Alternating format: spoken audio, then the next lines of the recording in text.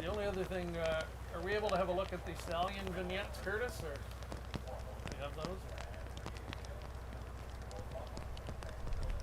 We're starting a lot of streams right now. I get a notification every time they start.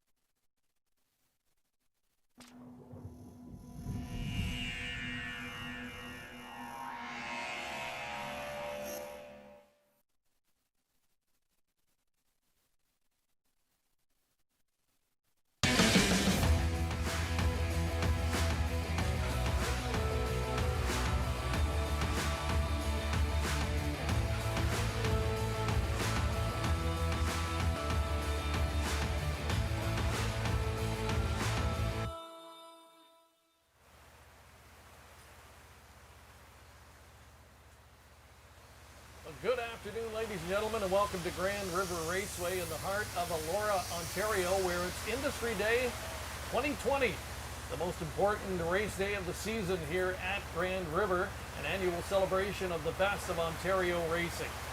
And today we were hoping weather would not be the story, but unfortunately it has taken center stage. We've had a few heavy downpours hitting the area, some thunder and lightning now here, where we are under a delay with the start of our final 4 races and part of our COSA-TV broadcast today, which will include the Battle of the Bells and the Battle of Waterloo, a gold elimination, or gold division I should say, for 3-year-old filly pacers, and a grassroots division for the 3-year-old filly pacers as well. So there's a look at the scene currently. Track crew working diligently as the heavy rains continue to fall, and we're just hoping that this is going to pass over and then we do get a break in the weather conditions. All right, welcome inside our studio location. Greg Blanchard and Mark McKelvey, and the beauty of live television. We've got our scrim behind us, which we thought we were going to need earlier today because of sunshine, and now it's just really blocking rain from coming in on us. So yeah, we're under some intense weather here right now, but glad you could join us today. Vastly different scenario this year, where we only had a limited number of spectators here. Fortunately, there's a big tent for them across the tarmac to get in out of the elements here today. But yeah, weather certainly the story now, Mark. Yeah, it is, and we were hoping that wouldn't be the case, but what can you do? Sometimes Mother Nature has got other plans, and we got a heavy storm, mostly just rain, heavy rain around the 4th race, but as of late, we are currently on a slight delay before the upcoming 7th race due to some lightning in the area, and we hope that the storm will pass through quickly. You can tell behind us, don't worry, our set is hunkered down pretty strong. I don't think it's going to blow away, but the good thing is we're not going to melt from this rain, and we're going to get down to action very shortly.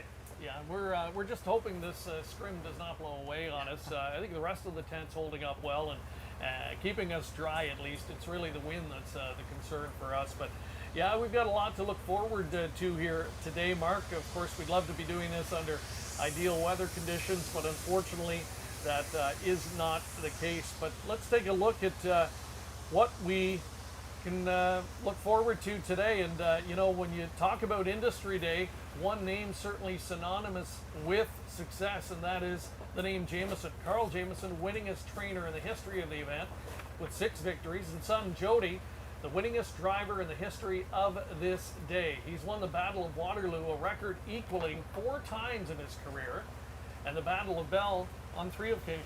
And for the Jamiesons, it was last year, a year ago, that they clicked in the Battle of Waterloo with Sports Obsession to add to those tremendous numbers. This is a special day to them. This is a day that all those that race across this province and many across this country have always got circled. This is a race that they want to be participating in, and they'd like to win. And it might not be the biggest purse in the province, but it goes for really good money, and it has a special meaning to many families. And you're right, family really a big part of harness racing in general, and Industry Day, there's no question that it's a day to celebrate everything good about harness racing, including family. Another family name that's really become synonymous with success in recent years is that of the McNair father-son duo of Doug and Greg McNair, and they'll be featured a little bit later today in a special feature we shot with them at the farm earlier this week, so looking forward to that. They've already clicked. They won the gold division to start the program today with Karma Seelster, who was the defending Battle of the Bells champion. So great to see her come back earlier today and win. Day to focus on stallions as well. And interesting stat we're going to look at here. One particular Ontario stallion off to a great start in 2020. Certainly is, and that is Big Jim. You see there the numbers. He is the leading North American sire based on average earnings by 2-year-olds this season. And with Big Jim coming in there at about $18,000, the average per 2-year-old starter, I'm not sure how many people across the sport would have guessed this question correctly, but it is Big Jim, and he is going to be well represented later on today in the Battle of Waterloo. All right, so yeah, we're literally having trouble hearing each other, and you're probably having a bit of trouble hearing us as well, and that's the rain hitting the top of the tent. But hey, we're getting set to go with race 7. Speaking of Big Jim, he's got a starter in this 7th race, and that is the number 1 Rose Run Vantage. And here's Gary with the post parade.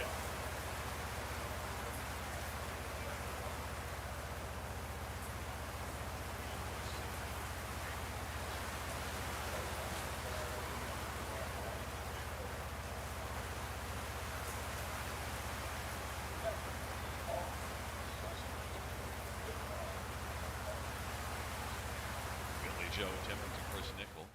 Number 4, Laura's Love, Bob Glover, John Pentland, and Gracie May Barr. And 5 is So Delightful, Trevor Henry for Bob McIntosh and CSX Stables and Al McIntosh. Number 6 is Mock My Kiss, Jody Jameson for Robert Fellows and Yolanda Fellows and Erna Corbeil. And 7 is Beach Sports, Doug McNair for Greg McNair and Ross Valley Farms Limited.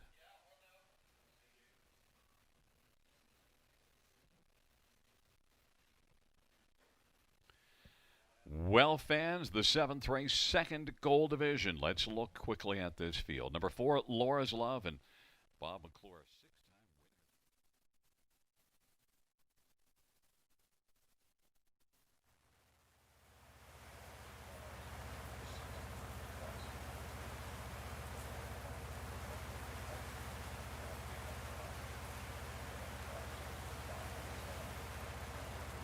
All right, welcome back inside our studio. Race 7, we're getting set to go. Before we focus on race 7, though, we want to look ahead to our Battle of the Bells and start at Hanover, one of the heavy favorites going into that event for Team Hensley. And earlier today, the other member of our broadcast team, Jamie McDonald, caught up with Ed Hensley for his thoughts on the filly. Driver Ed Hensley joins us now, starts from post 9, driving Scarlett Hanover. The Elim, she went straight to the front and didn't look back. How did she come out of last week's race? She come out of the race very good. It was a pretty easy trip on her. I kind of got my own way on the front, and she finished pretty strong and still in hand. She come out really nice, and she's feeling pretty good today. That post 9 start, how does that affect your driving strategy? Well, a lot, I think. You know, from the 9 hole, I can't make too many decisions. It's kind of what I get away, and hopefully I can get away up close, and it works out. You know, sometimes from the 9, get away bad, and it's kind of a disaster. Now, you got her about a month ago from Ron Burke. How have you seen her progress since you've had her, or driving her? She's gotten better. I give her a trip or two the first couple, but she was really good. And last week was the first time I kind of put her into the race a little more, and she was really good. And I think she's going to turn out to be a really nice mare. And where will we see her compete next? Will she stay on the Gold Circuit? I'm thinking that right now. I'm not 100% sure, but I probably the Gold Circuit will be the next race for her. And how about the husband and wife team? How do you guys work together and be so successful? We work together really good. We get along great in the barn, and you know, I kind of just do what she wants me to do. As every husband should, right? Exactly. Well, good luck today, and all the best. All right, thank you.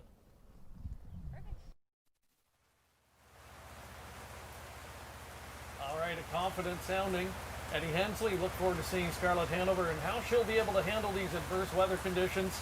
We'll get a look at 3-year-old filly Pacers trying to do just that here, Mark. Quick thought on who you like in the 2nd Gold Division this afternoon. Well, 3 to 5 is what the tote board says on number 4, Laura's Love. I'd like to give out a better price, but that's where I'm going. I think Laura's Love, she's shown some incredible ability. She did not race at 2. She's 6 for 10 this year, but it's been her last few starts that have really caught the attention of many. Most recently, she won a non-winners of 5 event at Woodbine Mohawk Park. Just a decisive score in 151 and 1, and she defeated Sex Appeal, who is a gold winner from earlier this year. So Laura's Love, the talk of the tote board. This should be a good one, though. Keep your eye on number 2, Rose Run Victoria. She pulled off a mild upset in the last OSS Gold.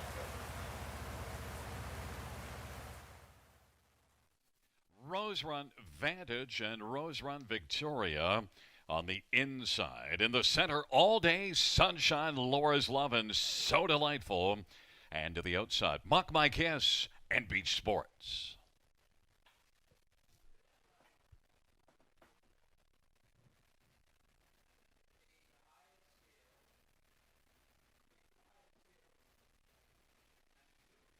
Field of 7, second OSS Gold Division is at the top of the stretch, and here they come. And they're at the start of the round. Rose Run Vantage on the inside. All Day Sunshine. Mock My Kiss to the outside. Laura's Love. And then it is back to Rose Run Victoria. So Delightful is second from last and back trailing the field as they work their way out into the backstretch is Beach Sports. And it is Rose Run Vantage who's got the lead right now.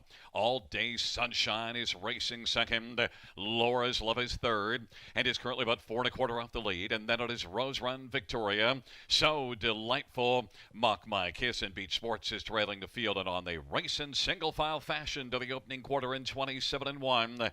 Rose Run Vantage and Sylvan Filia has a front end vantage on this dash, and the lead is about 2 1/4. All Day Sunshine is racing second. Laura's Love is racing third, and then position fourth is Rose Run Victoria. Well back to the trailing three, So Delightful, Mock My Kiss, and Beach Sports, and they head on past the half. Rose Run Vantage working on a lead, 56-1 rather, the halftime, and they work their way on into the backstretch. On the inside, second, All Day Sunshine. Laura's Love to the outside now. Has wheeled out and is about 3 off the lead. Looks to call the Rose Run Vantage, but has work to do. Rose Run Vantage on the outside. Laura's Love and All Day Sunshine is on the inside third. Then Rose Run Victoria, So Delightful, Mock My Kiss, and Beach Sports. They hustled by 3/4, 1:24-2. And it is Rose Run Vantage who leads it. On the outside, Laura's Love is getting threateningly close, though. And All Day Sunshine is third. Rose Run Victoria is racing fourth. Laura's Love is threatening Rose Run Vantage. They're paired up as they turn for home. Laura's Love on the outside. Laura's Love has a slim lead as they come to the finish. And it's Laura's Love who wins it. Rose Run Vantage was second. All Day Sunshine third. Rose Run Victoria was fourth. A mile of 1:54-2.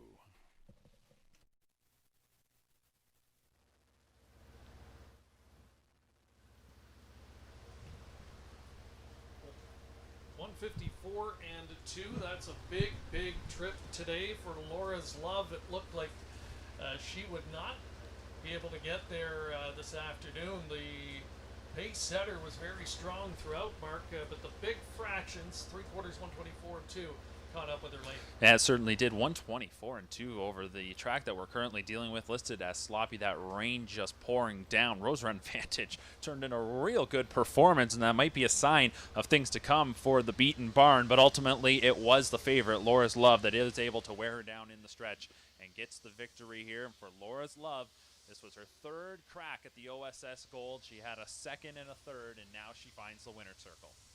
Yeah, good effort from that one this afternoon. John Pentland's got another good filly on his hands here. The daughter of Better Than Cheddar, now a 7-time winner in 11 starts this year. Driver Bob McClure, big season for him, continues here, and this daughter of Better Than Cheddar gets him another Gold Series victory. And we'll start that late pick 4 wager this afternoon for those tuning in and playing along. You got a $7,500 guaranteed pool to play into, and I'm sure a lot of people would have gotten through that first leg just fine. Yeah, I would think so. If that was the leg there you wanted to key in on Laura's Love, well, she didn't disappoint. She came through and she does click. 7 for 11 now on the season, and with the victory goes over $100,000 in earnings. She's a daughter of Better Than Cheddar. Get a good look at her, making her way back into the winner's enclosure, and we'll get the prices and results from that 7th race here in just a moment. Again, look at some of the connections heading back. And the good news is, Mark, now the rain has finally subsided. We're getting a little bit of a break. Boy, it's come down hard for the last 15 or 20 minutes or so. Thunder and lightning in the area. So that active weather, you often get that heavy rain. But the good news is it often passes through. So let's hope that break will be long enough to get through our final 3 races today without more of a downpour. Yeah, we'll have to wait and see exactly how things go, but with that 7th race now complete, we've got 3 to go on the afternoon, and out behind us on the track, horses for the Battle of Waterloo are currently out there warming up. So if the conditions stay like this, they'll definitely be accustomed to it, but really can't control that. And you know what, to our point, the speed was still there in a race like that over an off track. And we want to welcome everybody tuning in today. Again, you're watching COSA-TV, part of our Facebook Live series that'll take us across the province this summer and into the fall. This is our second stop. We kicked things off at Clinton Raceway a while back with the Kin Pace. And today, is, of course, it is Industry Day. So a big thank you to the Central Ontario Standardbred Association for making it possible. Again, Greg Blanchard and Mark McKelvey, Jamie McDonald joining us as the other part of our broadcast team as well. So wherever you're tuning in today, Harness Racing Update taking the feed today as well. Standardbred Canada on their website. Drop us a line. Let us know where you're tuning in from. Hopefully you're staying dry today and letting us provide the coverage for you today in the inclement weather. So Laura's Love, there's a look at the pari-mutuel returns. Nobody getting rich in that one. No, certainly not, as She Does Click is the overwhelming favorite, returning $270, $240, $210. If you did have that exacta for $2, you get back $620. And keeping our eye on the Super, a $1 returning $94.60. That one was rounded out by the number 2 Rose Run Victoria, who we mentioned had pulled off the upset in the previous Gold. But it's the inside 4 that click there in race number 7. All right, that is the first of 4 in the books. We've got another OSS Grassroots division coming up next. And then we kick things off, or we wrap things up, I should say, today with the 2 main events, Battle of the Bells, $128,000 plus in race 9, and the $201,000 Battle of Waterloo in race number 10. Name that's going to be very prominent today is that of the McNair family, Doug and Greg McNair. They have teamed up for 3 championships in the Battle of Waterloo, a couple of Battle of the Bells titles. And earlier this week, we sent our camera crew over to the farm to find out more about this dynamic duo.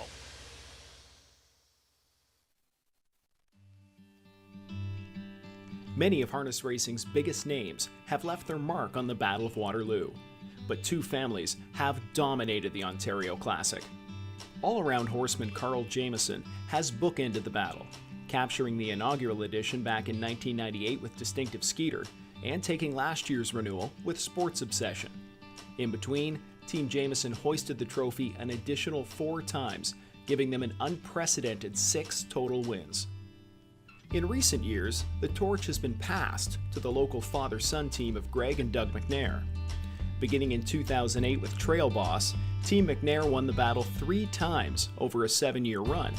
But it's been 5 years since they last tasted victory. Industry Day is special because I got my first major stake win there when I was only 18. Him and my grandparents owned the horse, so I mean, it's always special to win for a family. It's our local track, and we've supported a lot, had a lot of horses eligible to it, and we've had good luck there, and I really like to do good there.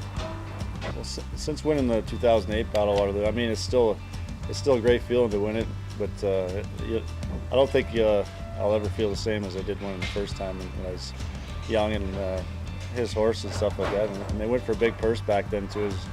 It was a real exciting race, and to do it with all your friends and family there and when you weren't really at least expecting it, really, it was that makes it extra special when you're winning or when you're not expecting it. Well, any win there's a big race or a big win, but the first one was actually a bit of a surprise, and the next 2 horses, they had pretty good shots, and they both raced good.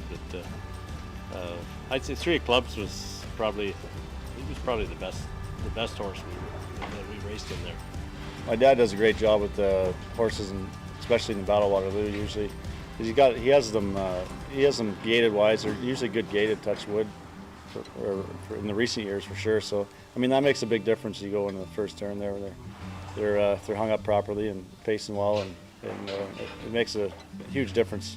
What makes Doug a top driver is he reads the program pretty good. He knows what most of the horses are like, and he knows who he's racing against, and he knows what the horses of ours are like too. There's a lot of races we'd like to win together, obviously, but he's probably more Little Brown Jug style. But I mean, the North American Cup, I mean, it's 20 minutes up the road and goes for $1 million. I don't know, there's usually 15,000 to 20,000 people there, and so that'd be the ultimate race for me for sure.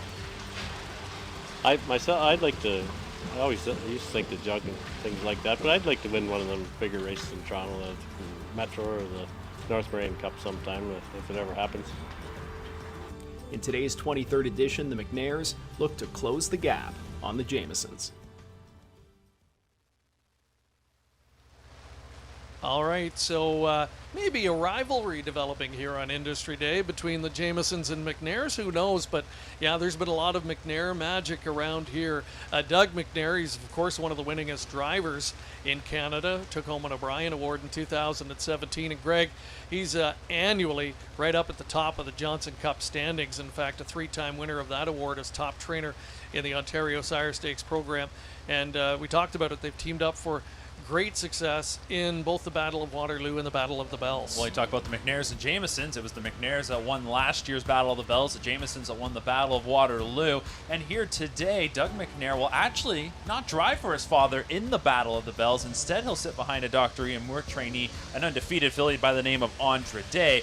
But you would not be shocked to see one of them in the winner's circle, as Greg will also be represented in the Battle of the Bells. And you heard it from them right there. This day means an awful lot to them. It's a little different here in 2020, but something tells me it'd be just as special if they could find the winner's circle today.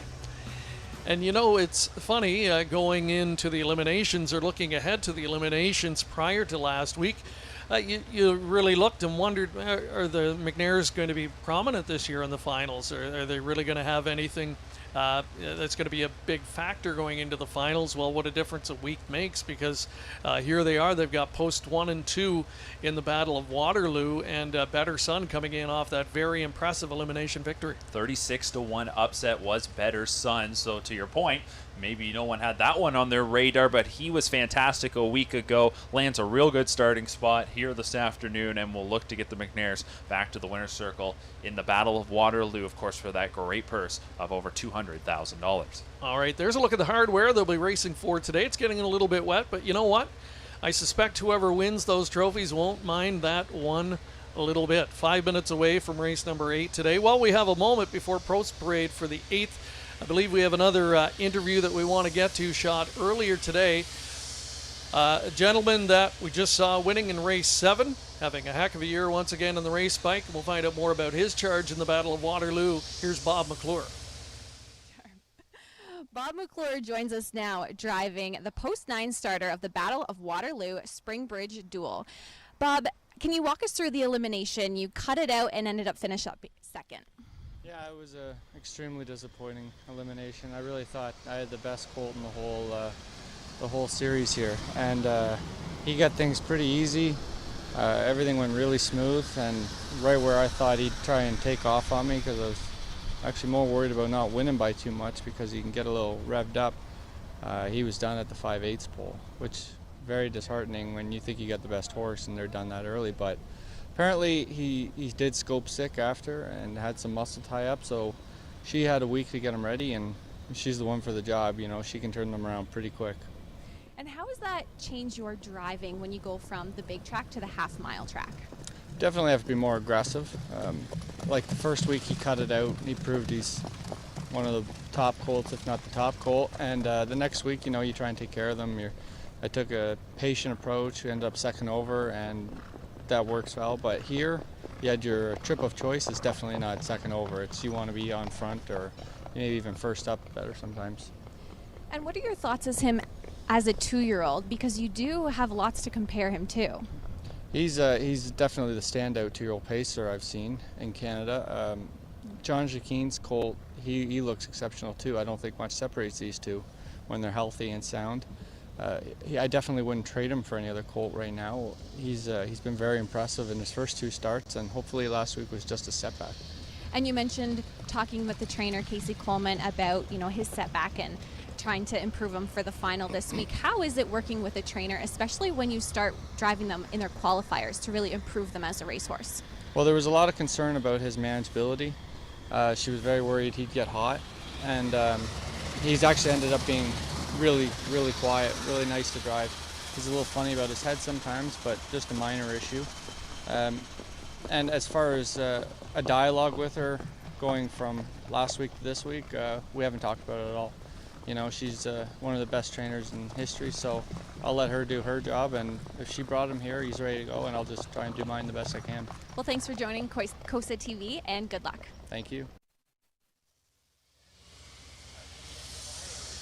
All right, thank you to Bob McClure, and we'll see him in this upcoming 8th race with a filly named Preeminence. We'll talk a little bit more about her in a moment. Mark, this past weekend would have been the 1-year anniversary of the Hambletonian victory, the big Hambletonian win for Bob and Luke Blais and Serge Godin's Determination stable with Forbidden Trade when he rocked the harness racing world last year in upset fashion.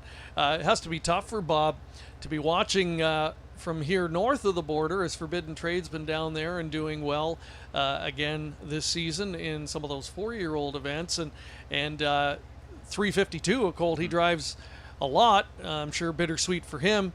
Happy, of course, to see the colt race as well as he did this past weekend, and Determination will have their 2nd consecutive year with a major contender in the Hambletonian. Yeah, it's definitely got to be disappointing for Bob not to be able to go south of the border, of course, with the way things are and the COVID life that we are currently living in. If he were to head down there, we're not quite sure how that all works, but if he came back, there would be a 14-day quarantine. And for now, Bob McClure is going to be up here in Ontario, and he'll have to watch those races, but something tells me he is going to be set up very well for some of the big money events that are coming up over the next couple months here in Ontario, and it could start today. He's got a great shot in the Battle of Waterloo. You heard him talk about Springbridge Duel. I'm expecting that one to bounce back very well. Yeah, and it'll go both ways, right? The local guys will pick up more opportunity in the big races when they come here, and it'll work probably the other way going south of the border. Speaking of drivers, want to quickly send well wishes today to drivers Chris Christoforou and James McDonald. They were banged up in a nasty incident the other night. All reports, though, the guys, could have been a lot worse. They're doing well mentally, and both expecting to get back to the racing wars sooner rather than later. So good luck to both of those on the road to recovery. Here's the post parade for race number 8. It is that grassroots division that we talked about, and a field of 8 set to go postward. Yeah, get a look at number 1 in the news, Jonathan Drury for turner Joe Pereira. That is a daughter of sports writer. Trafalgar, Sylvain Fillion picking up the drive for the injured James McDonald for trainer Harry Polton beside that daughter, Adali. Odds on Vero Beach, expected that one to take plenty of play. It's Louis Watt for trainer Tony Alania, currently 3-1. A long shot is La Belle Rebella, Scott Young driving for trainer Jerry Duford, currently the 2nd longest shot on the board. Preeminence, you mentioned that one, Greg, 2-1. Not a surprise to see that. Yeah, there's a look at her. What a recovery she made the day we were in Clinton for the Kin Pace. Made a miscue at the start, and you figured she wouldn't be a factor from there on in. Well, came all the way back and was 3rd. Really remarkable effort, and then has followed up with 2 really good races at Mohawk Park, especially the last race where she rallied from 7th to finish 2nd in a 152 mile. And her trainer Marcel Barrio quietly having an excellent season. We'll see him with a nice looking youngster tonight in the Dreammaker 2nd leg at Mohawk Park, and he's got a nice filly here in Sports Writer. And they already clicked for a winner, I believe, earlier on the card from that stable in grassroots action. Yeah, that would be the case. So see if they can pull it off here in race number 8. And 30-1 on the board, Greg, on the 6. Nowhere to hide. That is the 2nd longest shot as well, along with the 4 La Belle Lorella. But I'm keeping my eye towards the outside of the gate. Number 7, Keystone Kalimba. Jody Jameson for trainer Bill Budd. And here's a filly that's dropping out of the gold. That's always going to catch the attention of horse players in a grassroots event. One that is dropping down, looking to click. We've seen a winner earlier today by the name of Free Flying Ticket, who started in the gold in her first crack at the OSS this year. They then brought her down to the grassroots, and now all of a sudden she's 2 for 2 at that level. And number 8, Uptown Cali, is one that's going to make her Sire Stakes debut. I think with a better post, she'd have a real legitimate shot. Maybe she can get a piece from the far outside with Trevor Henry in the bike for trainer Brad Maxwell. Yeah, I think being forwardly spotted, it's always a big advantage here at Grand River Raceway, but maybe even more so today when you consider the current track and weather conditions. So having said that, horses like Preeminence might be up against it. If she has tactical speed, we haven't seen it on display for quite some time. Trafalgar, on the other hand, really eye-catching win last time from off the pace at Mohawk Park. It was a surprise win at almost 10-1 on that occasion from a post-10 start. But, off the pace has served her well in recent starts. But you look a little further down the page, she's got good early speed, and I think Sylvain Filion will want to have her up a lot closer this time. Yeah, that's what I was looking for when I was going through this race, was who would show that early speed. And Preeminence doesn't have that on her chart lines, but maybe it is in there. Maybe they'll try. I know Bob McClure tried to use that speed to get away from post 7 at Clinton. That's a tough ask, and she did make the break. But Trafalgar, if they can tap into that, she's going to get placed really well in the early going. Odds on Vero Beach should be doing something just like that. Currently the co-favorite at 3-1. I think maybe on a more favorable day when it comes to the conditions, maybe Keystone Kalimba is the favorite in this spot. I'm backing Keystone Kalimba. I'm still going to look for her to click despite having not a great post position. Saw Jody Jamieson earlier today find the winner's circle, and we'll see if he can do it here. So a good betting board, maybe one of the best we've seen all day long here. Good field of 8, and you can make a case for almost everyone in the field. It's a grassroots division of the Ontario Sire Stakes, our final grassroots division of the afternoon for the 3-year-old filly pacers. And again, you're watching live coverage of Industry Day from Grand River Raceway on COSA-TV. Wonderful to have you tuning in today. Wherever you are, let us know. Drop us a comment if you're watching on any of our various social media platforms. And again, a big thank you to the Central Ontario Standardbred Association for bringing this series of races to you.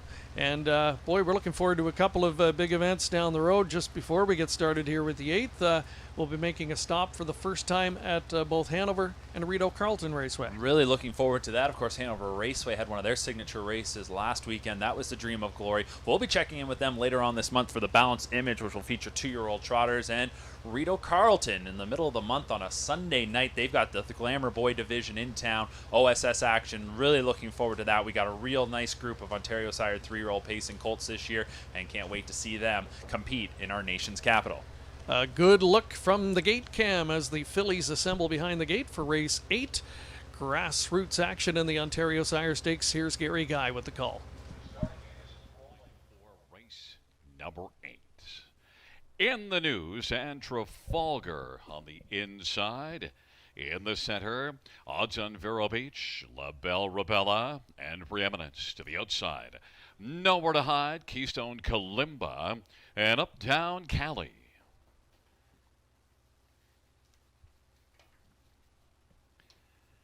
It's a field of 8 for race number 8. They're in the stretch, broaching the starts. And they're at the start of the route. Odds on Vero Beach. Trafalgar in the news along to the inside. Preeminence, and on the outside, Keystone Kalimba, La Belle Rebella, Nowhere to Hide, and back trailing the field is Uptown Cali. And the field works their way on down the back stretch. And on the outside now it is Trafalgar who came on to get the lead. Trafalgar is clear to the front. In the news is racing second. Odds on Vero Beach is third. And Preeminence is racing fourth. And then fifth is La Belle Rebella. Back to Keystone Kalimba, trailing pair Nowhere to Hide and Uptown Cali. And they race to the opening quarter. And on around that far turn. Opening quarter was 27-1. And now it is on the outside. Odds on Vero Beach has come on to clear to the lead. Odds on Vero Beach has taken over. Racing second is Trafalgar, and then third in the news, but now here comes Preeminence, and Preeminence is first up third. In the news is racing fourth. Keystone Kalimba is gaining some ground quickly on the outside, is second over fourth.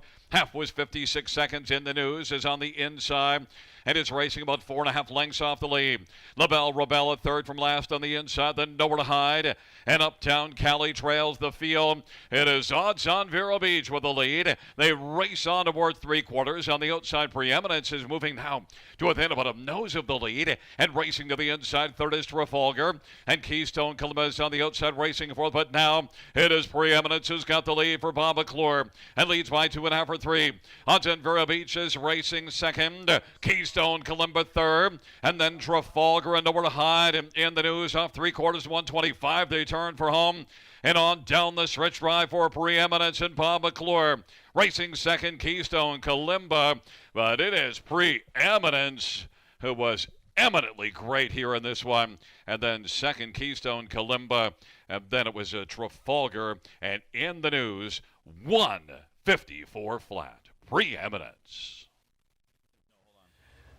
can we do?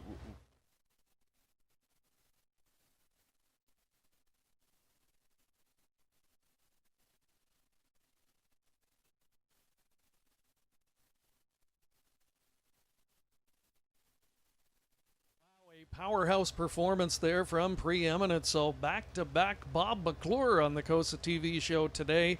And looks like he's got the track figured out here, Mark. Despite all that heavy rain we've had today, the track really holding up remarkably, not affecting the times too dramatically here. 154, and first up, no problemo for this daughter of sports writer. No, not at all, and that is just a dominant victory here today. 154 flat for Preeminence, giving her her second win of the season, fourth overall. And I was backing Keystone Kalimba. I thought she had a good enough chance in here despite the outside post, and sure enough, she was second best, but there was no touching Preeminence, who's going to probably score the victory by about 8 lengths. Just a real dominant performance. You mentioned it to me before we went on back on after that last race. McClure's got this figured out. He knew what he was doing. He knew the power he's had in the last 2 races, and had them in the spot that needed to get the job done, and Preeminence is going to get it done there for trainer Marcel Barrio. And boy, this is a big strapping daughter of sports writer, on the bigger side, I would say, for one of his filly offspring, and covers the ground effortlessly, and nice to see for the connections. A little bit of bad luck in the kin pace, but she's bounced back very nicely since that miscue with 3 good races, and gets another win under her belt here. Showed a little more early speed too, Mark, and getting away and getting a few in behind her early, probably the key to victory. That probably was, and that's something now that we can note that she's got as part of her arsenal, so we'll see what Preeminence does going forward, but I like what we're seeing from her to this point. She's a filly that could be near the top of the grassroots. There's a look at her coming back into the winter's enclosure. So 154 flat, a flashy win time for Preeminence, and back-to-back Bob McClure. So we'll see if that's an omen of things to come for Bob. He's got a drive with Cyclone Sister in the Battle of the Bells, and of course Springbridge Duel, who was upended in the eliminations last week for the Battle of Waterloo, and has the trailing assignment today. Number 9 starting spot for him in that $201,000 Battle of Waterloo final in race number 10. We're going to have the prices for you here in a moment. We really were excited to have the cable cam coverage here today, Mark. Maybe, just maybe, we're crossing our fingers if this rain stops, might get able to incorporate that in the final race or two. We'll wait and see, but the rain has to stop. Unfortunately, that's a weather permitting situation. But there's a look at the Pure Mutual details, and in hindsight, 580 a gift on Preeminence. I would say so, and I'm still liking that exacta return that you got, 57.40 for Preeminence and Keystone Kalimba, but 580 for a dominant victory like that, that certainly was a handout. All right, you're watching live coverage of Industry Day. Time for a quick commercial break, and we'll be back with more in just a moment.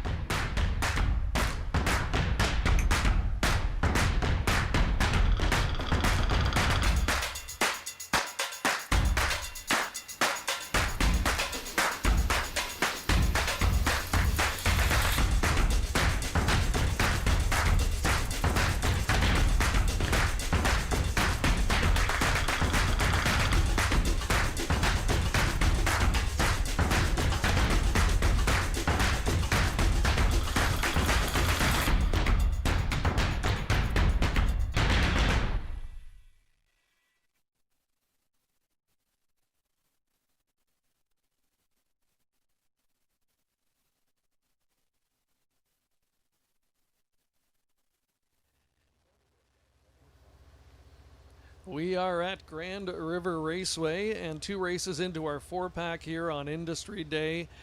Bob McClure with a win in the gold division back in race 7. comes right back in the grassroots contest with preeminence. And up next, it is the Battle of the Bells, the filly counterpart to the Battle of Waterloo, the two signature events on Industry Day here at Grand River. Earlier today, we caught up with a gentleman who's going to be very prominent, a newer name atop the trainer standings, and especially in the big money races. He's a Cape Breton native, Anthony Beaton, and he's got starters in both finals this afternoon.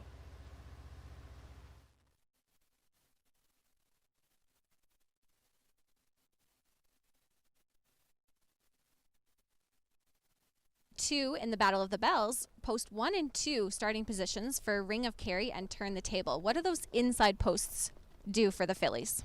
They're a great spot for the fillies to be starting from, being their kind of front end horses and get up close. I think it'll really help them from inside. It's much better than the outside anyway, for sure. The Elim winners did get those outside posts in trailing position. How does that affect the competition of the race?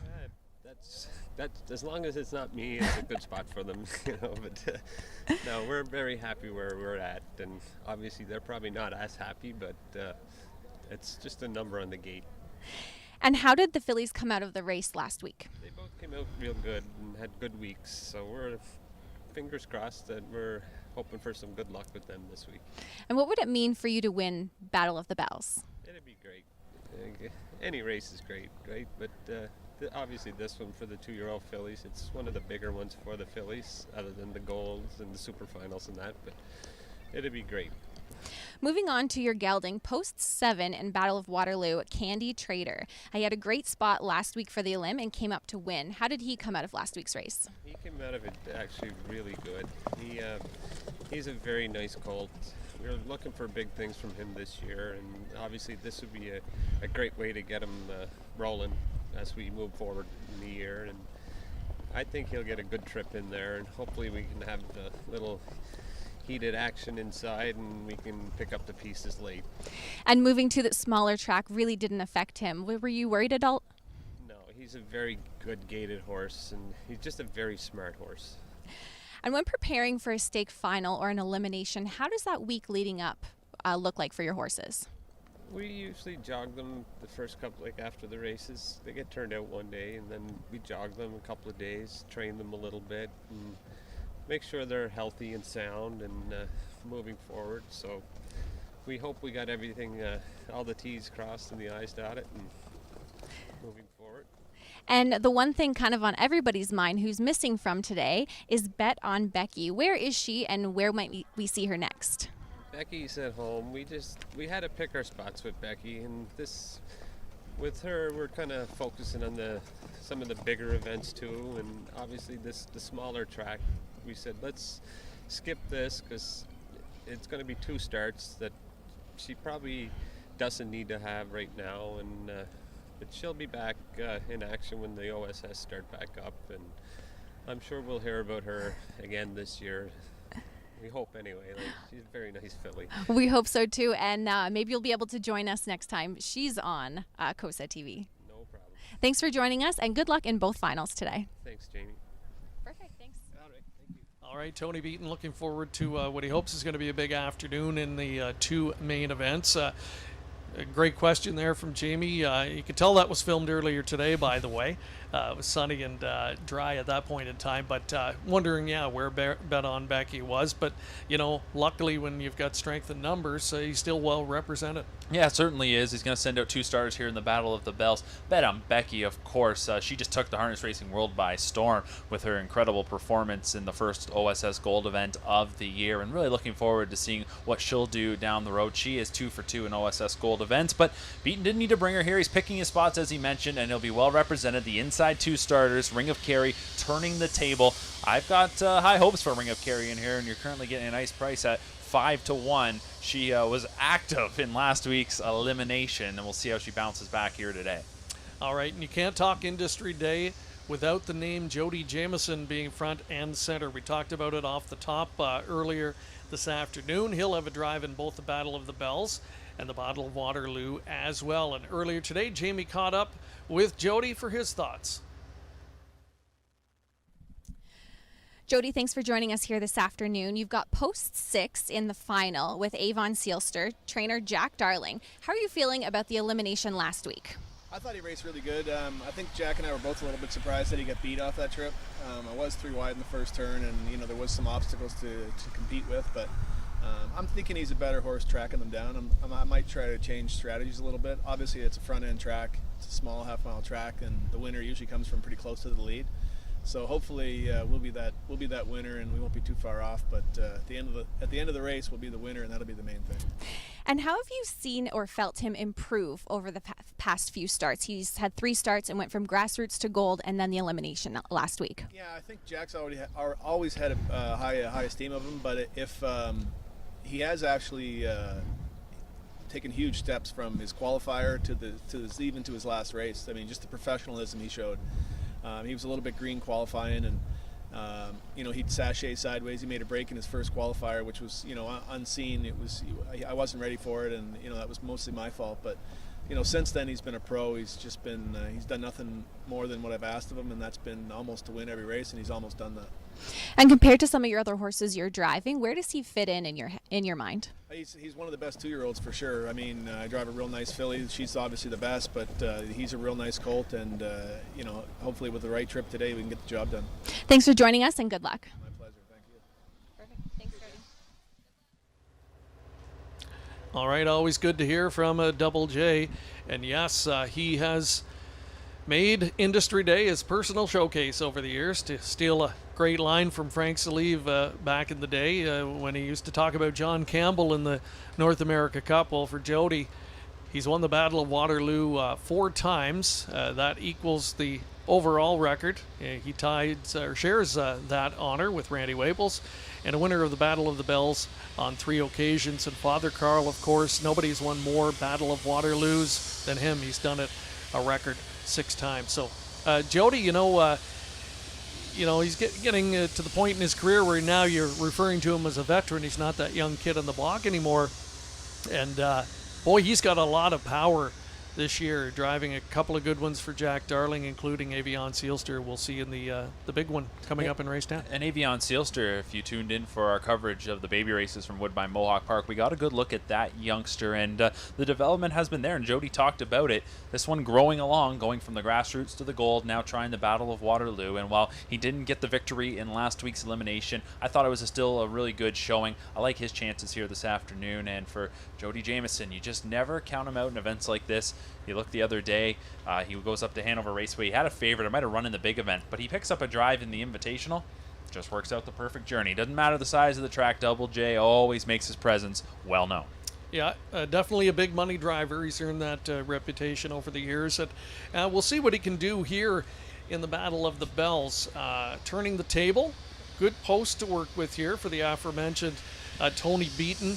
And, she just squeaked in to the final, but the trip she went was really impressive, parked every step of the way. That's it, right? And you look this week, if the trip can be a little bit different, and even going back to last week, if it's a little different, what would we have got from her? And she finishes 4th. She does get into the final, but this was an open draw. Elimination winners were not guaranteed anything when it came to the post position draw, and that's a big storyline for this upcoming final, no doubt about that. But for a horse like Turning the Table, maybe can parlay this good post position into a good result as we get set for this Battle of the Bells final, where right now I'd say the tote board is probably pretty accurate, but there's one that's taken a little more support than I expected. All right, just over 4 minutes to post time.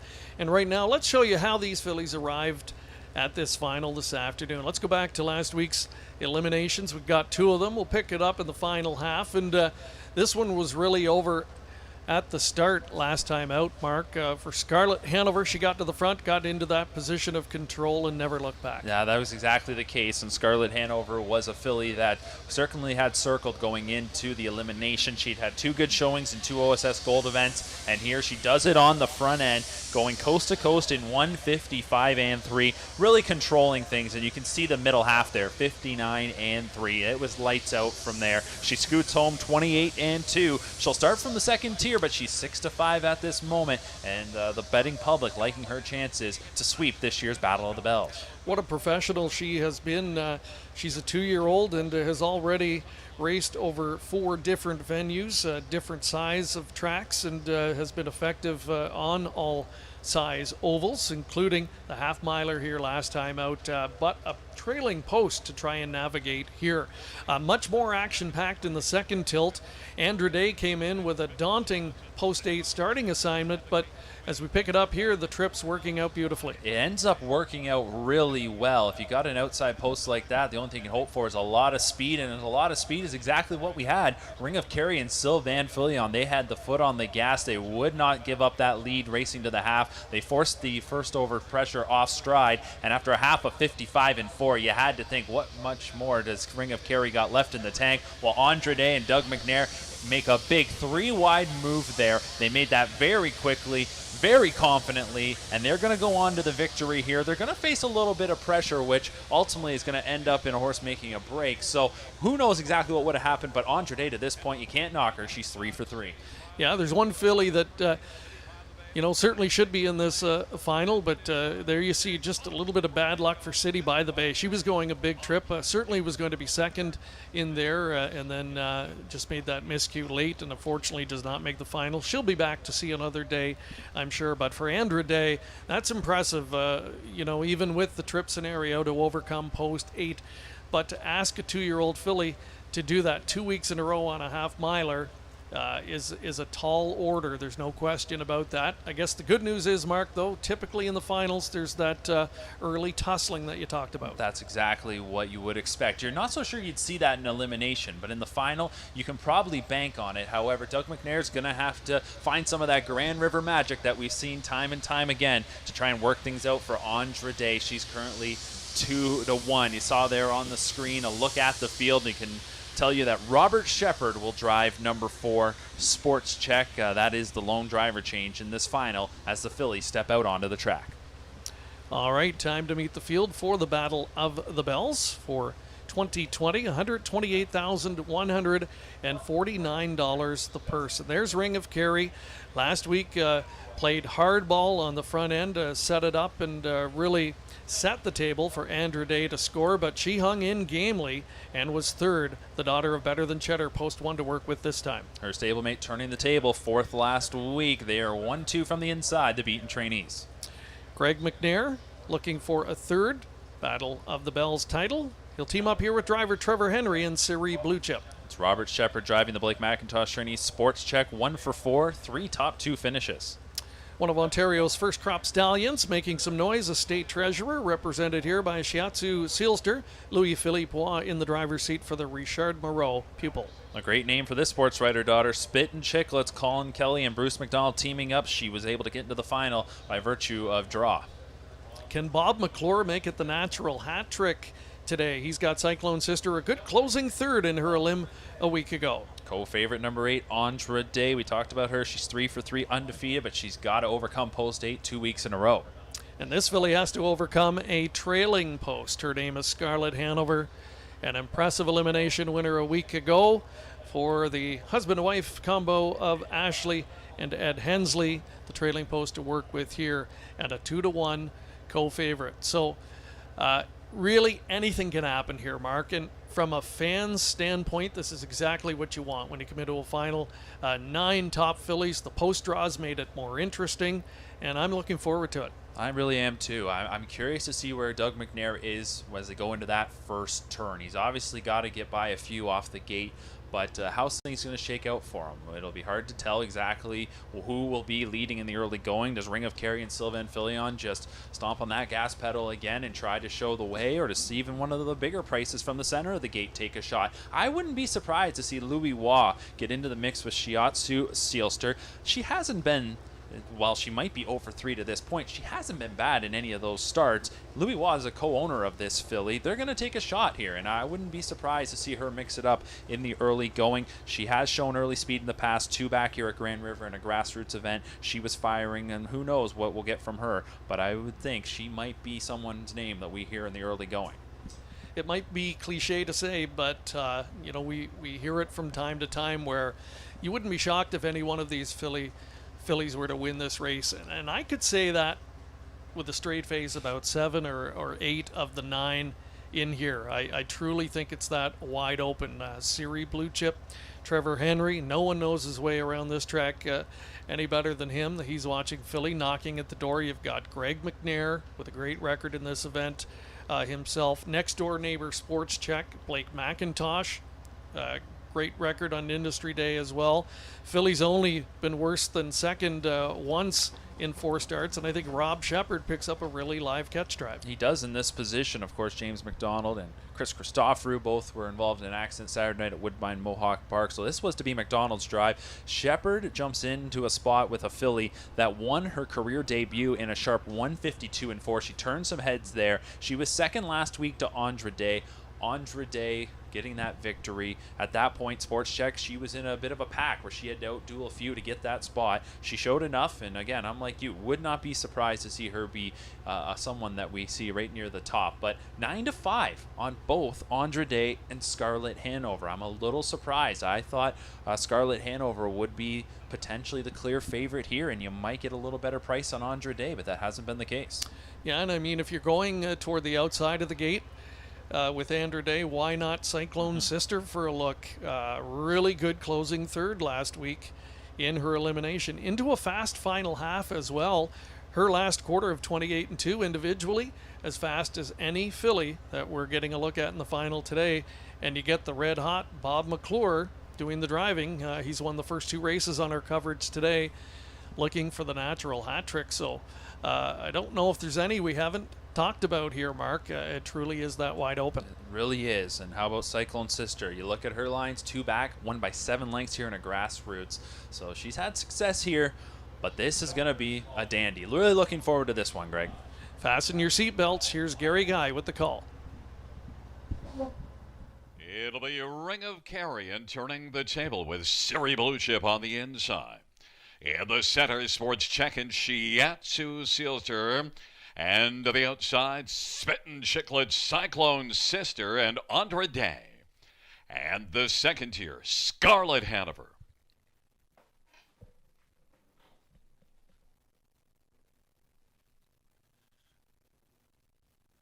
It's a field of 9 for the 9th race, the Battle of the Bells final. And they're approaching the start. And the rough Ring of Kerry turning the table from the outside. Andra Day is going to get out well. Scarlett Hanover is down to the inside. And in driving through, now taking over second. Turning the table is third. Andra Day is racing fourth and is able to get over to the pylons. And then fifth is Siri Blue Chip.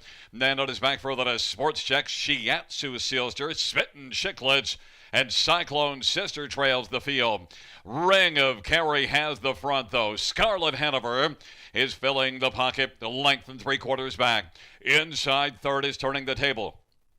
Andra Day is racing for 27-4 is the opening quarter. Siri Blue Chip racing fifth and now popping out from fourth. There goes Andra Day. Siri Blue Chip will pick up that one's cover on the outside. And then it is back Shiatsu Sealster on the outside. Sports Check on the inside as they roll on towards us. But Ring of Kerry has the lead. It is Ring of Kerry. Scarlett Hanover is getting the nice trip. On the outside, Andra Day makes steady progress and is only a length and 3/4 off the lead. And Siri Blue Chip is racing second over fourth now as they work their way on into the backstretch. On the inside, turning the table. And then that is back for the Shiatsu Sealster on the outside is gaining some ground. Sports Check flying from the backfield. Cyclone Sister is out 3 wide. And then it is back to Spittin' Chiclets. But Ring of Kerry marches on.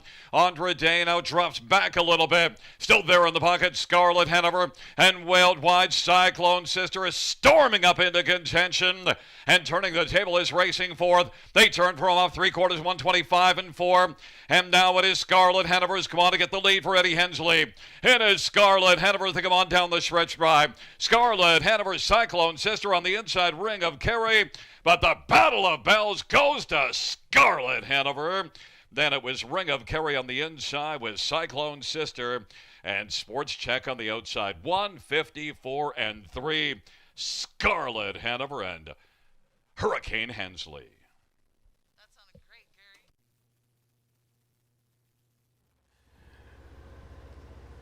Well, the trip certainly could not have worked out any better. And when you got the trailing post, that's exactly what you hope for, Mark, that the one will blast out and you can sit on their back. And looked a little bit anxious, perhaps, going into the backstretch. You're now at the mercy of the horse in front of you, but she took this filly as far as she had to. Yeah, she exactly did. You could see Ed Hensley getting right up on the back of driver Sylvain Filion as they were going around that last turn. Scarlett Hanover was loaded and ready to go at that point after the ride in the deuce. And when the draw came out, second tier, it's maybe not ideal, but it's better than the outside of the gate, and it's really good when you got a filly that's got the gate speed Ring of Kerry did, and Filion 2 weeks in a row just tries to roll her down the road, and it ends up being perfect for Scarlett Hanover to take the Battle of the Bells.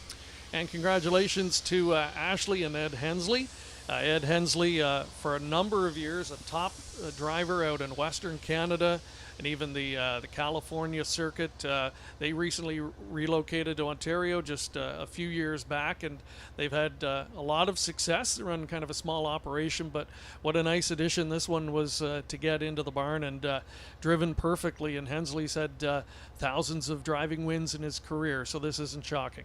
No, not at all, and speaks volumes to the trust they got from trainer Ron Burke. He has been the leading trainer in our sport for several years, and with this current situation that we're in, had to send this filly up, had to find someone to take care of her and to guide her through what they had mapped out, whether that was an OSS Gold event or this race, and perfect job done by the Hensleys to win the Battle of the Bells with Scarlett Hanover. How about the effort from Cyclone Sister, the 7? Got a little bit bottled up at 5/8, and then that huge move in the backstretch, 3 wide, much of it, and right there in the place photograph. Yeah, the head-on shot that we showed really gave you a good look at the move that we were seeing Cyclone Sister and Bob McClure make up the backstretch. This is a filly with a ton of ability, so you got to circle her. She raced well and was in that photo for second with Ring of Kerry. So coming back into the winner's circle is the winner of the 2020 Battle of the Bells, Scarlett Hanover, daughter of Better's Delight, victorious in 154 and 3, and that clocking establishes a new stakes record for the Battle of the Bells as she shaves a 5th off the previous mark set by Karma Seelster a year ago and Play the Bell from back in 2017. Scarlett Hanover wins the 2020 Battle of the Bells. And there's Greg Blanchard. He's now going to catch up with winning driver Ed Hensley. And we'll catch up and hear how Hensley was able to steer Scarlett Hanover to victory in the Battle of the Bells. Okay, so I think, where our microphones are up, it's a little bit different. We're going to practice our social distancing here, but Eddie, just talk about the trip. Could it have worked out any better at all from that trailing post? Well, from the 10 hole, you know how it is. It's kind of tough to get away. Sometimes you get away good, and tonight it turned out I was following a good horse, got out the gate, and he led me right out of there, and I got a great trip, and she was really good tonight. Yeah, and going into the last turn or approaching 3/4, you're at the mercy of the horse in front of you. Did you think she was going to carry you as far as you needed to give you that clearance? Well, I was hoping. My mare was getting a little rammy. She was wanting to get out of the hole. I was probably going to have to put some earplugs or something on her because she's getting a little aggressive. But she wanted out of there, and I was able to get out of there just in time to give her a head and let her pace down the lane. Yeah. And a quick thought on the circumstances, how she came into your barn this season, and I'm sure she's been a pleasure to have in the operation. Well, I didn't quite hear you. Just maybe recollect the circumstances of how she came into your barn this year. Oh yeah, a buddy of mine, Weaver, him and Burke sent me up 3 nice 2-year-olds, and they're all 3 very nice, and I really appreciate it. And thank you. And do you know what's next for her from here? Probably I'm going to head over to the Gold. I think. I'm not sure 100%, but that I think is her next race. Kind of has the look of one that might be able to play at the Grand Circuit level. Do you think that's the case? I think she could be. She's a really nice filly, and the last couple starts she's really shown it. When I put her, got her in the race, and let her do her thing. She was more than handy tonight. Congratulations, Ed, and good luck the rest of the year with her. Okay, thank you. All right, that's Scarlett Hanover. A resounding victory today in the Battle of the Bells, scoring from the pocket trip in 154-2.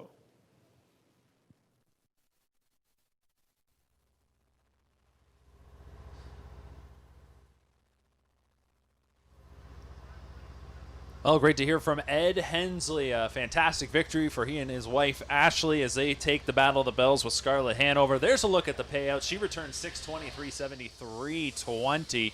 That 9-1 exacta for $2 pays $28.70. How about the try? If you had Cyclone Sister in the mix for $1, that pays $165.65. And there's a look at the $1 super, 9174, returning $907.35. Scarlett Hanover wins the 2020 edition of the Battle of the Bells. A stakes record performance, 154-3. That over and off going. It is a rainy day, but there's certainly no raining on the parade of Scarlett Hanover. She takes the Battle of the Bells. We'll step aside when we come back. It is time to tee up the 2020 Battle of Waterloo.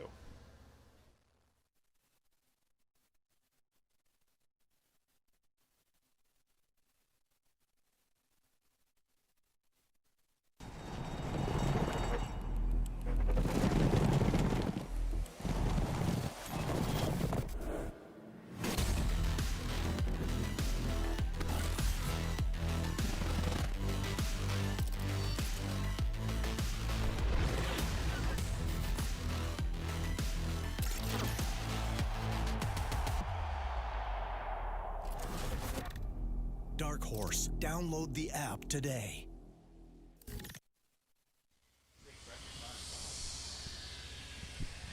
Welcome back to COSA-TV's coverage of Industry Day 2020 from Grand River Raceway. And despite heavy rains at a couple of different points throughout the afternoon, the track has held up marvelously. In fact, you mentioned it, Mark, a stakes record performance there in the 9th. Scarlett Hanover, filly with a really bright future. Really bright future, that's for sure. And you could hear Ed Hensley. You could just tell in his voice there, too. They're very happy to have had the opportunity to take care of this filly for trainer Ron Burke, and so far, so good. I love the way that she looked in those gold events prior to coming to the Battle of the Bells, and now she comes to Grand River. She gets 2 victories, and she's all of a sudden really stamped herself as one to watch throughout the remainder of this season. And I'm with you. You asked him the question. I can't wait to see her try some Grand Circuit company. Yeah, I think she's got what it takes, and she can handle any size racetrack, which makes her doubly dangerous, that is for sure. So congratulations to the Connections. One half of our big 2-race set is over today, the Battle of the Bells, and we've got the main event coming up next. It is the Battle of Waterloo, a purse of almost $201,000. I want to remind you that there will be a couple of driver changes here. Jonathan Drury on the 4. I didn't get that final driver change yet. No better joy. We'll need to catch the driver change on that one. See if we can catch that for you in just a moment. But we want to set up today's final for you. Let's take a look back at the eliminations from a week ago. There were 2 of those as well. And in the first split was a big upset. Springbridge Duel came in with a lot of fanfare, and why not? He had looked excellent in winning his first 2 career starts for trainer Casey Coleman-Hurley. He and Bob McClure. He did the road work last time out in his elimination, but a pocket sitter was able to pick him off. Let's take a look. We've got the second one up. Let's take a look at that first, though. Avion Sealster getting it done here, or was expected to get it done when he made the lead easily and got a 58-second soft opening half by his standards, Mark. But it was Candy Trader from the pocket trip who got up and nipped him at the wire. Yeah, the pocket trip was the spot to be in the Battle of Waterloo elimination. To see Watch My Beverage driving first up here and pressuring Avian Sealster. Maybe softens him up just enough. All those fractions really weren't that taxing. Got the breather in the second quarter. Only had to go 29 in that third split. And looked to get a little separation here on Candy Trader, but watch Candy Trader. Maybe it's the turns, not going to gain any ground on the turns, but when they straighten things out here, watch how he finishes up viciously here to get there at the line and nab Avian Sealster for the victory, stopping the clock in 1:55 and 2. Yeah, really reaching for Racetrack over that final eighth of a mile. They sprint home at 28 and 2, and Candy Trader gets it done. But unfortunately, no luck in the post position department today. Post 7 for that one here in the final this afternoon. So we'll see how he can deal with that. Here's a look at the aforementioned first split from a week ago. And Springbridge Duel, really no excuses here, Mark, but watch the body language of driver Bob McClure. Right in about here at the 5/8. I think he realizes the horse just isn't grabbing the bit like he would like to see him, and he starts to work on him a little bit. He got enough response, but not quite enough to hold on for the victory. No, not enough at all. And you know what? Maybe that speaks volumes to the fact that he nearly got the job done when he exactly wasn't the same horse that we'd seen over his first couple starts. But the winner of this elimination is riding in the 2-hole, and that is going to be Better Sun. Got off to a real good start, left from post position number 5, landed in the deuce here for McNair, and in the stretch is going to pace home in 28 and 2 to get the victory. Socrates Blue Chip was providing the pressure first up, and that one's going to come back a little bit. And there's the room now for McNair to get out, and he is able to go on by, and Springbridge Duel has to settle for second, suffering the first loss of his career. So the pocket trip conversion for Better Sun really, I think, sets him up well for the final. And the McNairs had to be smiling when the post draw was complete. They draw 1 and 2 respectively here in the final. So Better Sun going into the eliminations really not on the radar, probably as a win threat for the Battle of Waterloo for a lot of people, but after that elimination win, I think that's changed. Yeah, it did. 36-1 last week, so it was a major upset. But at this point in their careers, with 2-year-olds, it's not always what you're seeing on paper is what you're going to get. These horses are developing week by week. They're getting better. Some of them maybe plateau, but others continue to take steps forward, and that's probably been the case with what we've seen from Better Sun. All right, let's take another quick commercial break, and we'll be back with more on the upcoming Battle of Waterloo. COSA, the Central Ontario Standardbred Association, proudly serving Ontario horse people with integrity and accountability. Collaborative, supportive, helping to ensure a vibrant harness racing industry. Lifetime membership is free, and there are many benefits. Become a new member today. COSA, representing the interests of horse people racing at Ontario racetracks. To find out more, visit COSAonline.com. And welcome back, where the weather finally deciding to cooperate. Dare we say it? It looked like it was going to be okay earlier in the day. Torrential rains at around race 3 or 4. Then that passed. We thought we were okay. And of course, if you joined us when we first came on air, it's much, much better now. And the wind has subsided and the rain has stopped. So that's great news. Hoping to have our cable cam shot in play for our 10th and final. So better late than never for sure. And this is the race that you certainly would like to have it in play for. So big thanks to Cujo Entertainment. Lloyd McDonald, our cable cam operator, he's been raring to go and get up and get that into action here for us this afternoon. We're really glad to have you joining us wherever you're tuning in today. We're hearing from people all over North America. Hope you're enjoying the coverage, and hope you're staying dry wherever your locale is. The Battle of Waterloo, that's the main event. It's coming up next. And Springbridge Duel right now, Mark, despite the fact that he was upended for the first time, and despite the fact that he has a trailing post to try and navigate today, public still confident that he can rebound. I'm with them. I'm very confident the Springbridge Duel will have the bounce-back performance. We've seen this before from Casey Coleman Hurley Heat trainees, where maybe they're a little off in the elimination, but you can expect they'll be ready to fire by the time they get to the final. We heard Bob McClure's words there from his pre-race interview with Jamie McDonald, where he talked about the fact that, hey, Casey Coleman Hurley Heat is one of the best trainers that this sport's ever seen. He's confident that she'll have Springbridge Duel back to 100%. He just got to do his job, and his job gets a little trickier from the second tier. We did just see a second tier winner convert in the Battle of the Bells, but this will be a little different. I'm not so sure there is exactly a ring of carry in front of Springbridge Duel to carry him to a 2-hole trip, but we'll see what McClure can figure out. Of course, we've already seen him take 2 of the 3 races we've shown here on COSA-TV. That's a great point. Watch My Beverage has the benefit of post 1 here, but I'm not sure he's the type that you're going to want to rush into the first turn here. He does show a couple of miscues on his card, so you might have to be a little bit careful with him, and others I'm sure will try and capitalize on that and push out of there, including his stablemate who leaves right next door. Better Son, that gate speed catapulted him to a victory last week, an upset win in the Elim, so I expect nothing less from driver Doug McNair than to be pushing out and trying to control the race if possible, or certainly be sitting somewhere in the top two. I would expect that. I think McNair will get Better Son off the gate well. We saw that last week. He definitely has that ability, but I would still expect Watch My Beverage to try to get off the gate as best as he can to potentially land right there on the back of his stablemate. If that's the case, it makes things interesting for where McClure is going to end up. And of course, there's going to be somebody leaving from the center of the gate. I think Jody Jameson has to be active with Avion Sealster, currently 7-2, goes from post position number 6. You'd have to expect that he'll be into the early mix. So today's coverage, our second show, we kicked it off with the Kin Pace from Clinton Raceway back in July, and we have a couple of stops coming up that we mentioned earlier, Hanover Raceway and Rideau Carleton from the nation's capital. Just got word this past week the Confederation Cup will be canceled, so that's a show we were planning on in September, so hoping to fill in the blank there with an upcoming show, and when we have that finalized, we'll certainly pass that along to you.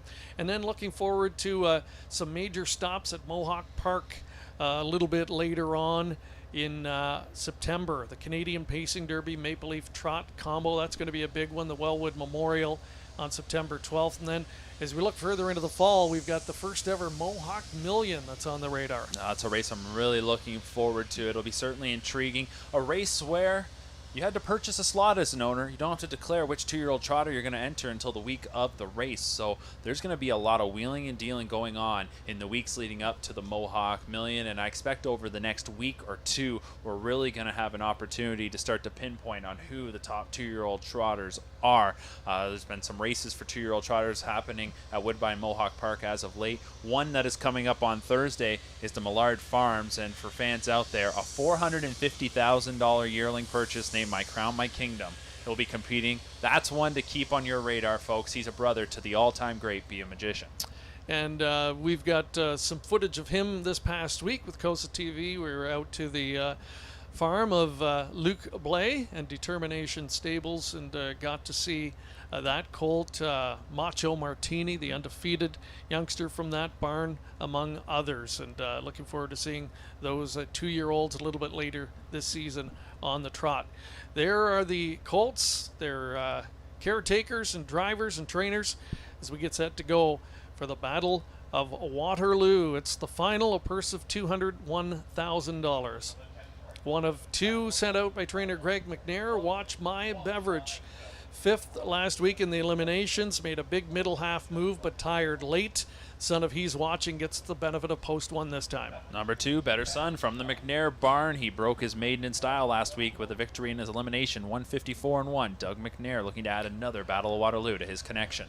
Armour Sealster, I thought a solid 4th place finish in his elim. The son of Better's Delight is on the improve for trainer Blake McIntosh. Louis-Philippe Roy in the driver's seat. Jonathan Drury drives Can't Stop Lying for the connections of Millard Farms and trainer Nick Gallucci. We just saw them send out Cyclone Sister.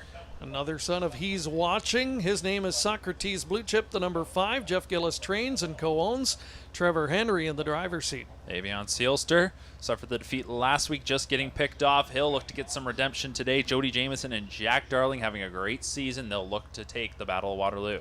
Huge price right now on this guy, Candy Trader, at 12-1. He was one of 2 elimination winners from a week ago. Anthony Beaton, who we heard from earlier, trains. Sylvain Filion in the driver's seat. There's big speed with this one. No Better Joy, a winner 3 back in 152-1 in a grassroots. Colin Kelly picking up the catch drive for trainer Nicky Kamenya, owner Bruno Kamenya. And looking to bounce back after his first career defeat a week ago is Springbridge Duel. He'll have the trailing post 9. And it's Bob McClure in the driver's seat for the victory, looking for his 3rd win as part of our 4-race coverage here today, and looking for back-to-back Post 9 wins on the card, as we saw Post 9 click in the Battle of the Bells just one race ago, with Scarlett Hanover getting the job done. So for you tuning in today, we'd love to hear from you. Who do you think is going to win the Battle of Waterloo? Leave us a comment and give us your selection.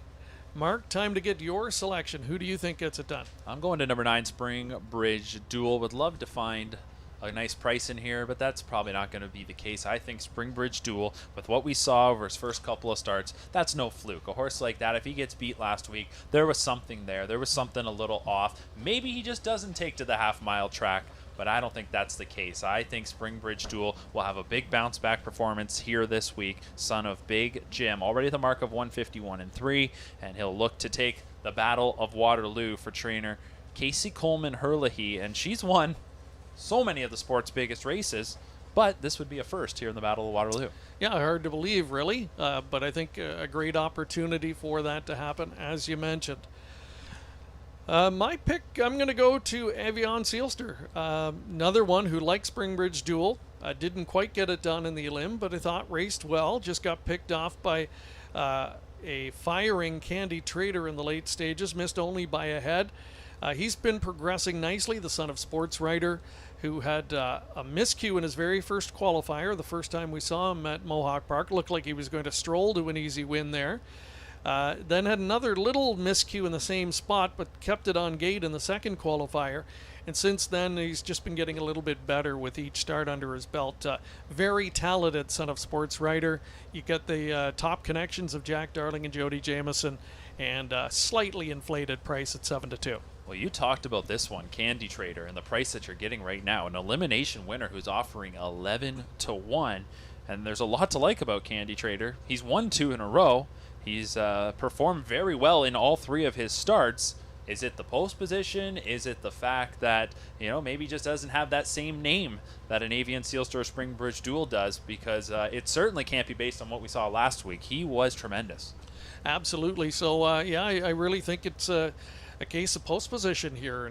And boy, oh boy, the backers and the ones that are in his corner have got to be loving the price. There would be my sleeper play right there at 30-1. His name is Armour Sealster, well-bred son of Better's Delight. This guy, a $95,000 yearling purchase. He's a sibling to the $240,000 winner, Azure Sealster.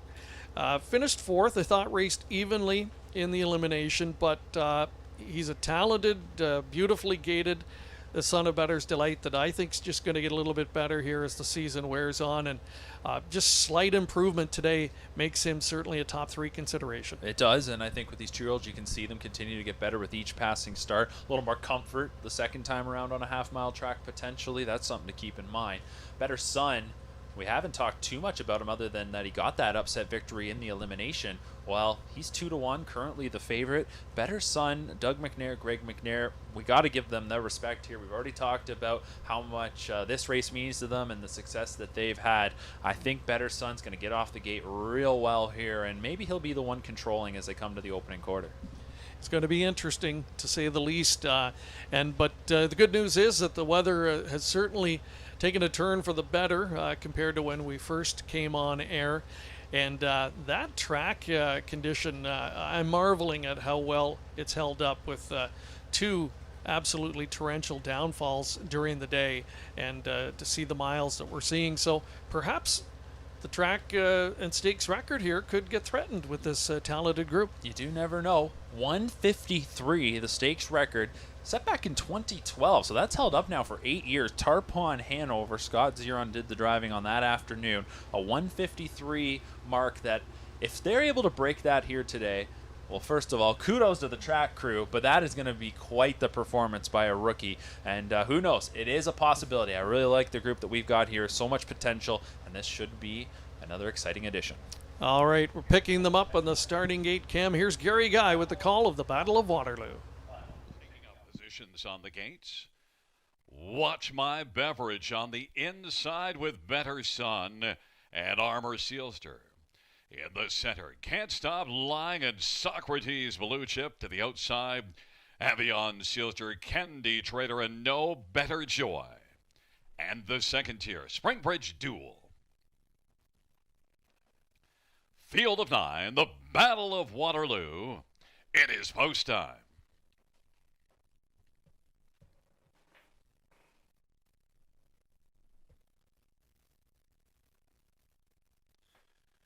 Field for the Battle of Waterloo is gathering speed in the stretch. And they're at the start of the round. Better Sun on the inside is going to get it well and can't stop lying. Off stride when Armor seals her along to the inside. Watch My Beverage as the field works around the turn. But Springbridge Duel now. And moving on the outside, Avion seals her. Avion seals her is second, racing third. Can't Stop Lying. Springbridge Duel is racing fourth, and then Watch My Beverage and Socrates Blue Chip, then Candy Trader and No Better Joy. Avion seals her had the lead, but now taking out, here comes Better Sun on the move on the outside. Better Sun is driving up, opening quarter, 28 seconds, and Better Sun is taken over. Avion Sealster filling the pocket. Racing third is Can't Stop Lying, and then fourth is Springbridge Duel. And then moving to the outside goes Socrates Blue Chip as they race off the turn. Springbridge Duel is going to come to the outside and work first over as the field comes off the turn and races on towards us. It is Better Sun on the lead as their race past the half. Halftime was recorded at 56-2. Avion Sealster is right there on the back of Better Sun and Doug McNair. And racing to the outside third, Springbridge Duel is about 2 1/4 off the lead. Racing fourth is Can't Stop Lying. Watch My Beverage is fifth. And then it is No Better Joy and Candy Trader and Socrates Blue Chip. And Candy Trader has gone off stride. It is Better Sun who leads the battle to 3/4 and to the outside. Springbridge Duel has that lead down to about 1.25 now. Avion Sealster is on the inside racing third. And then Watch My Beverage is second over and is going to tip off cover and get out 3 wide to the inside. Can't Stop Lying. And then No Better Joy, but Better Sun continues on. Better Sun is better by about 1.75 over Avion Sealster. They come on down the lane. Better Sun in the Battle of Waterloo is pouring it on. Better Sun is best in this one and wins it. Finishing second, Avion Sealster. And then it was Can't Stop Lying. And fourth is between No Better Joy and Springbridge Duel. 153-4. Better Sun.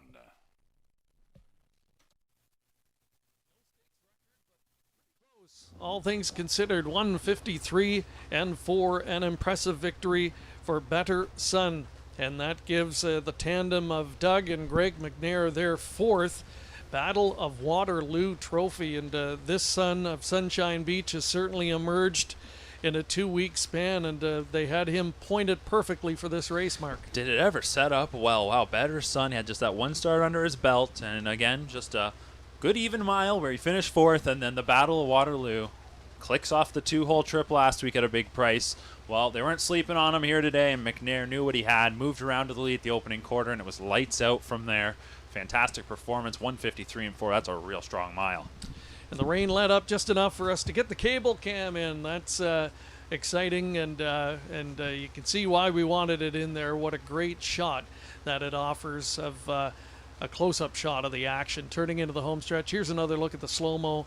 Better Sun, he had Avion Sealster doubled up and apparently climbing over his back on the final turn, but grabs a couple of lengths turning into the home stretch. And no anxious moments from there. Big, beautiful gated son of Sunshine Beach clicking here, so he takes his elimination and the final now for Team McNair. Avion Sealster, a solid runner-up finish this afternoon. Can't Stop Lying, another offspring of Sunshine Beach, rounding out the top 3 for the Miller Farms and trainer Nick Gallucci, so they hit the board in both of our signature events here this afternoon. But there is the champion, Better Sun, and we'll look forward to seeing what lies ahead for this guy. He's owned by the Willow Oak Ranch of Rogersville, Tennessee. So some different ownership connections here, but the trainer-driver certainly familiar. They have a farm just a couple of miles down the road. This is their home base, and this is a race that's always a high priority for them, and Better Sun will get their 4th trophy. There's a look at the happy connections as the winner makes his way back. There's Father Greg to congratulate son Doug, 4th time that they have hoisted the Battle of Waterloo trophy. The Connections now accepting the hardware for this guy and the lion's share of that $200,000 purse. So $100,000 put on his card here now, and closing in on the $125,000 mark in career earnings. The Colt is now 2 for 4 lifetime, so really peaked here in the last couple of weeks. A horse that had qualified decently, not enough to really turn heads. He was 41-1 in his first start at Mohawk Park, but they were confident and put him into a gold elimination. He suffered interference there, so hard to really get a good gauge on him in that effort.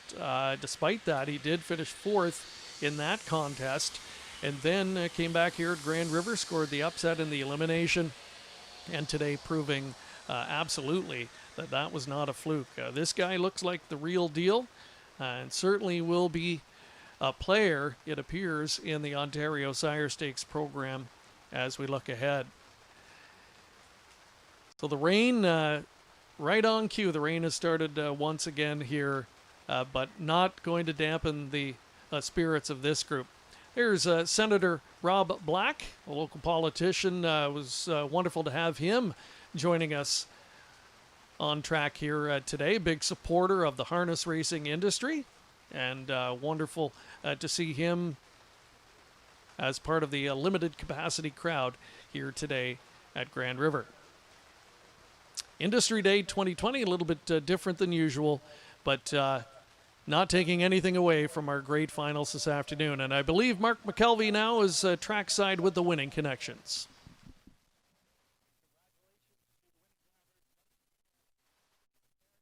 Better Son to victory in the 2020 edition of the Battle of Waterloo. Doug, last week he really maybe surprised some folks. He went off at a big price. Did he surprise you with his victory last week? And here today, you just seemed really confident with him.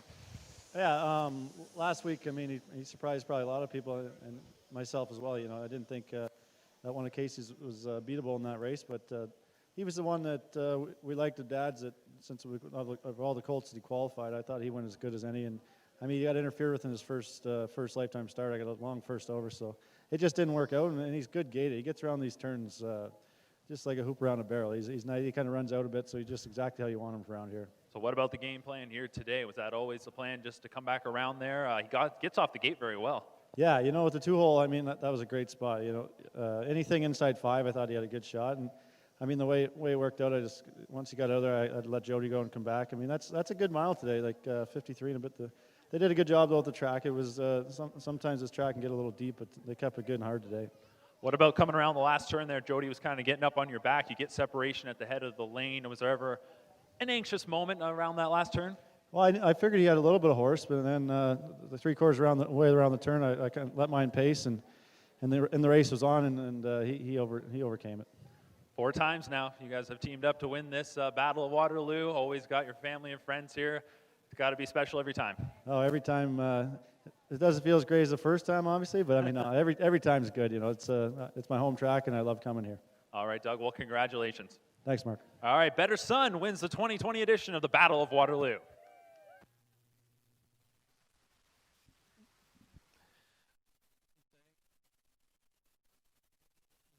And there's a look at the pari-mutuel returns for the 10th and final today. Better Son, well backed this time around, paid $5.40 to win.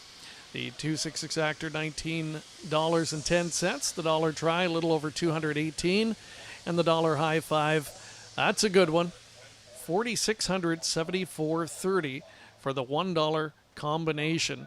And all pretty logical horses in there. So a nice return, and congratulations for anyone who was able to tab that return. So Better Son, Doug McNair, Father Greg McNair, the team up for their 4th Battle of Waterloo victory here this afternoon.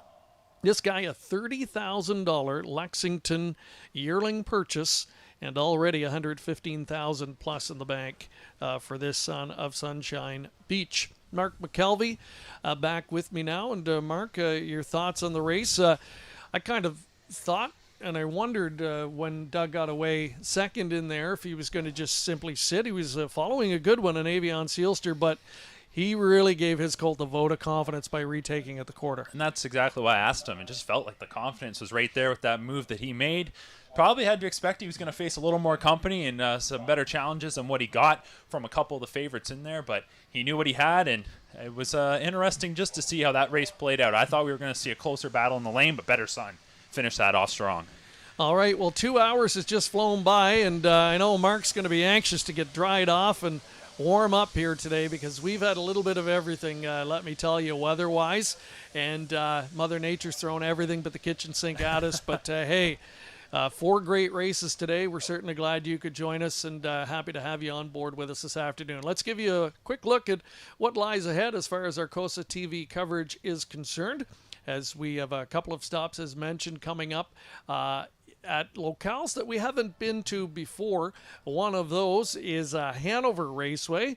We'll be up there on August 22nd for the Balanced Image Final, and we'll be at Rideau Carleton on August 16th. That's going to be our next stop in 2 weeks' time. Rideau Carleton has Ontario Sire Stakes events for 3-year-old colt pacers, and we're going to have a remote coverage that night of the Earl Rowe from a few hours down the highway at Georgian Downs. Then we're back to kick off the month of September at Mohawk Park with a big doubleheader there, the Canadian Pacing Derby and Maple Leaf Trot, and the Wellwood Memorial will be coming to you from Mohawk Park on September the 12th. So visit our various online platforms and visit COSATV.ca to stay informed, and we'll let you know about all our upcoming shows and feature content. Subscribe to our YouTube page as well. Mark, a pleasure.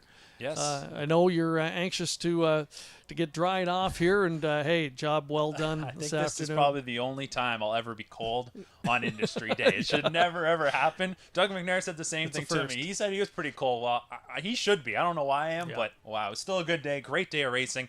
We couldn't let the rain bring us down. Absolutely. So thank you to the crew behind the scenes as well, and Jamie McDonald for her wonderful job covering off our paddock location as well. And thank you for tuning in once again. We'll see you next time on another edition of COSA TV.